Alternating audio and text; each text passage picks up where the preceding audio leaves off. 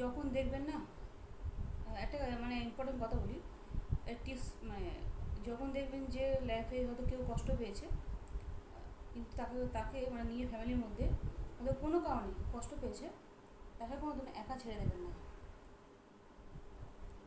তার সঙ্গে তার সাথে সাথে তার পাশে যাবেন, তার পাশে বসবেন, জিজ্ঞেস করবেন, পারলে ওর সাথে ঘুমাবেন, ওকে একা ছাড়বেন না। কারণ ওদের মনের মধ্যে কোনো আঘাত পায় না, ওদের মনের মধ্যে কী কী হয় সেটা ওরাও যায় না, ওরা কোনো বলতে পারবে না। ওই সময়টা কী বলতো, একা ছাড়া যাবে না একদম। আর আমি কী করি বলো তো, কোনো রকম হয়তো আঘাত পেলে আমার মা হোক, চাই বাবা হোক, চাই ভাই হোক, আমি ওদেরকে একা ছাড়ি না। আমি ওদের পাশে গিয়ে বসি, হয়তো ওর সঙ্গে কথা না বলি, কিন্তু পাশে বসে এমন এমন কথা বলি, হাসি কথা, হয়তো কিছু মনে না করে, কিছু